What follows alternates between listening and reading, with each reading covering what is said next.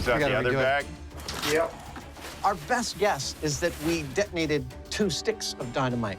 That's not the blast we were looking for. So here's what we've got to do. We have to come up with a methodology for making absolutely sure that dynamite goes off when it's under the cement. Once we have that methodology worked out, we are going to implement it, bring back in a cement truck, fill another mail truck with cement, and try this for real.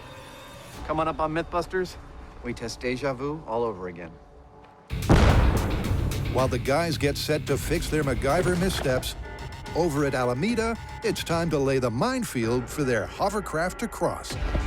So we've chosen a minefield that is about 50 feet long and about 8 feet wide.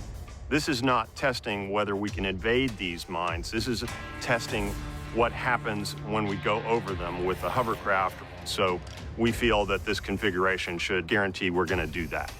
Every 3 feet. Okay, there you go. Yep, this deadly $sign design will ensure that when the hovercraft crosses, it'll hit most of the mines. Now, can Jamie dig it?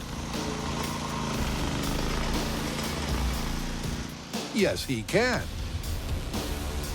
Nothing makes the Heineman happier than the right tool for the job. Beautiful. Now, you may be wondering why we're doing all of this digging. That is a beautiful machine. Because mines usually just put them in and they're sitting there waiting to release their horror upon the world. Our mines are not autonomous mines, right? Because we actually have to wire them up to a system, allowing them to be switches for our air mortars. So, allow me to introduce you to our mines. Yes.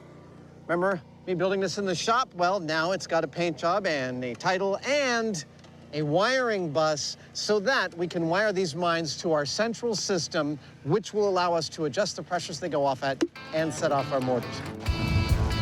And while Jamie spends the day digging the trenches for the 20 mortars and mines, Adam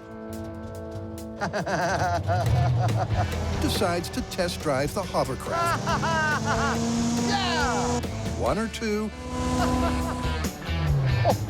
or 6, or 7 more times.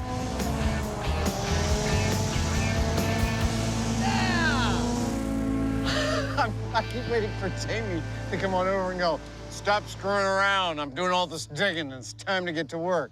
I'll be like, "I am working, Walrus."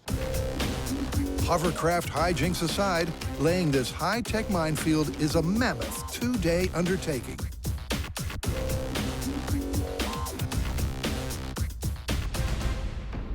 I have to tell you, this is one of the more complicated builds we have ever embarked upon. We've spent a couple of days now digging, pressurizing, mining, mortaring, wiring, and testing, all to what end?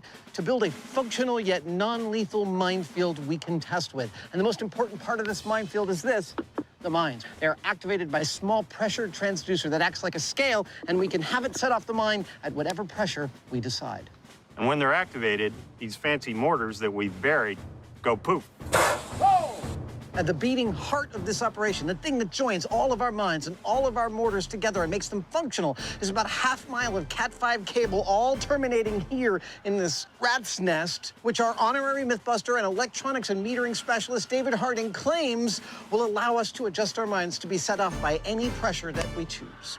And to find out if their complicated setup is working, they're first testing it on foot. Cue the designated dead man walking.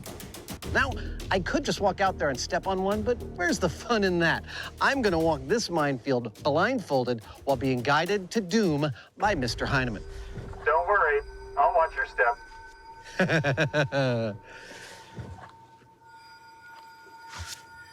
All right. Okay, David, arm the system.